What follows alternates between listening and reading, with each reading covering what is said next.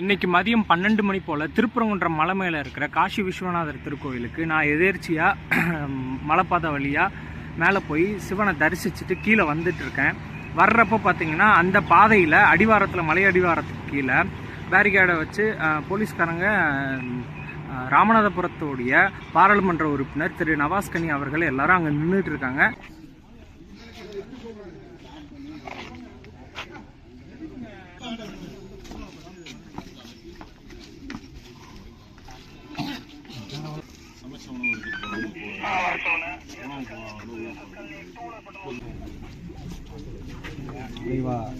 நான் கீழே இறங்கி போகிறப்போ வந்துட்டு அங்கே ப்ரெஸ் மீட் நடக்குது.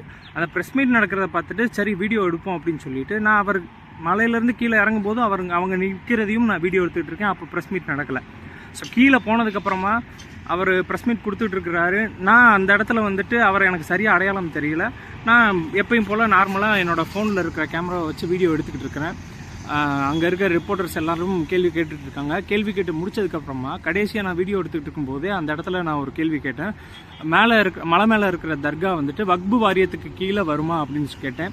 அவரும் ஆமாம், தமிழ்நாடு வக்பு வாரியத்துக்கு கீழே தான் இந்த வருது அப்படின்னு சொல்லிட்டார். சொல்லி முடிச்சதுக்கப்புறமா அங்கே இருக்கிற அப்படியே அந்த வீடியோவில் ஒரு வீடியோ காட்டுறேன், நீங்கள் பார்த்தீங்கன்னா தெரியும் அந்த மூஞ்சி ரியாக்ஷன் ஒவ்வொரு ரிப்போர்ட்டர்ஸுக்கும்.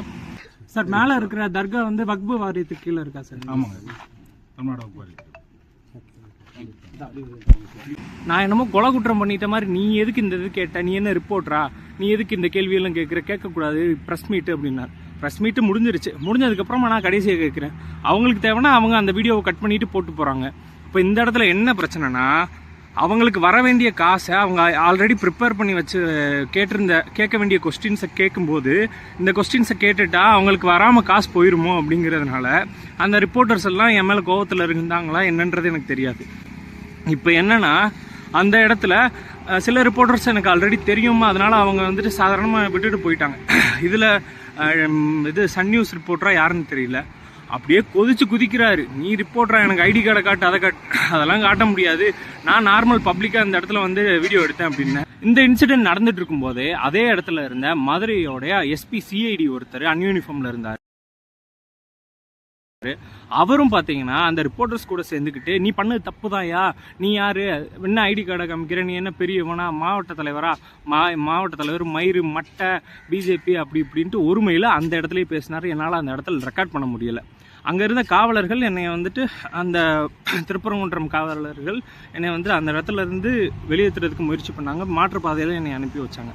இப்போ என்ன இங்கே கேள்வி அப்படின்னா, ஒரு எம்பியை நான் இந்த பிரச்சனை நடந்துகிட்டு இருக்கு, மக்களுக்கு எல்லாத்துக்குமே இந்த விஷயம் தெரியும். அப்போ அந்த இடத்துல நான் ஒரு பொதுமக்களாக என்னுடைய தனிப்பட்ட கேள்வியை நான் கேட்கும்போது அந்த இடத்துல இந்த அளவுக்கு கொதிச்செல்றதுக்கான காரணம் என்ன? இப்போ நான் கேட்டதுனால அந்த அவரே ஓப்பனாக வாய் திறந்து சொல்லிட்டாரு, ஆமாம் தமிழ்நாடு வக்பு வாரியத்துக்கு கீழே தான் இருக்குன்னு. அப்போது இந்த இன்சிடெண்ட் இவ்வளோ தூரம் ஒரு பூதாகரமாக மாறிக்கிட்டு இருக்கும்போது நியூஸ் ரிப்போர்ட்டர்ஸ் கேள்வி கேட்க வேண்டிய இடத்துல கேள்வி கேட்காம இப்படி ஏதோ பூசி மொழிகி பசப்புறீங்களேயா. அங்கே கேள்வியை கேட்க சொன்னால் இதெல்லாம் அந்த காலத்தில் நடந்துட்டு தானே சார் இருந்துச்சு. அப்படியா சார்னு என்னயா? இப்போ என்னுடைய கேள்வி என்னன்னா, இந்த மலை மேலே இருக்கிற தர்கா தமிழ்நாடு வக்பு வாரியத்துக்கு கீழே வரும் அப்படின்னு ஒரு பாராளுமன்ற உறுப்பினர், ராமநாதபுரத்தை சேர்ந்த பாராளுமன்ற உறுப்பினர், அவர் இங்கே வந்து பேட்டி கொடுக்குறாரு. என்னன்னு சொல்கிறாரு, ஆமாம் இது வக்பு வாரியத்துக்கு கீழே தான் இருக்குன்னு சொல்லி பேட்டி கொடுக்குறாரு. அதே மாதிரி நேற்று மணப்பாறையோடைய எம்எல்ஏவும் வந்துட்டு போயிருக்கிறார். இப்போ என்ன இங்கே முக்கியமான விஷயமா பார்க்கப்பட வேண்டியது இருக்குன்னா, சாதாரணமாக போயிட்டு இருந்த ஒரு விஷயம் திடீர்னு நான் வந்துட்டு ஆட்டை வெட்டுவேன் மாட்டை வெட்டுவேன்னு சொல்லி கொண்டு வந்து அதை பிரச்சனையாக மாற்றி வேற ஊரில் இருந்தெல்லாம் வந்துட்டு இதை பற்றி பேசுகிறாங்கன்னா இதுக்கு பின்னாடி என்ன நடக்குது? இப்போ கேள்வி என்னன்னா, திமுகவோட கூட்டணியில் இருக்கிற இஸ்லாமிய கட்சி அமைப்புகள் அவங்களோட தலைவர்களை மாற்றி இந்த திருப்பரங்குன்றம் மலையடிவாரத்துக்கு அனுப்பிட்டு இருக்கிறதுக்கான காரணம் என்னன்னு தமிழ்நாடு அரசு நிச்சயமாக இதுக்கு பதில் கொடுத்தே ஆகணும். அதுவும் இல்லாமல் இந்து சமய அறநிலைத்துறையும் தமிழ்நாடு அரசும் இதுக்கு ஒரு தெளிவான விளக்கத்தை கொடுத்து இங்கே நிலவிட்டு இருக்கிற இந்த குழப்பத்தை முழுமையாக தீர்வு கண்டு ஒரு நிரந்தர தீர்வை கொடுத்தே ஆகணும்.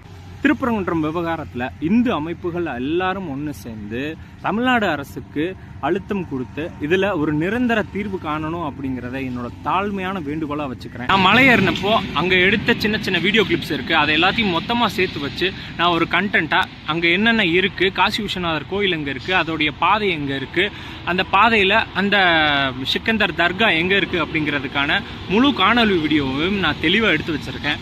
அதையும் நான் இந்த வீடியோ முடிச்சதுக்கப்புறமா எடிட் பண்ணிவிட்டு மொத்தமாக உங்களுக்கு எடுத்து போட்டுடுறேன். இந்த இடத்துல தமிழ்நாட்டில் இருக்கிற முருக பக்தர்களுக்கும் இந்துக்களுக்கும் நான் ஒரு முக்கியமான விஷயம் சொல்லிக்கிறேன். திருப்பரங்குன்றம் மலை முருகனுக்கு மட்டுமே சொந்தம்.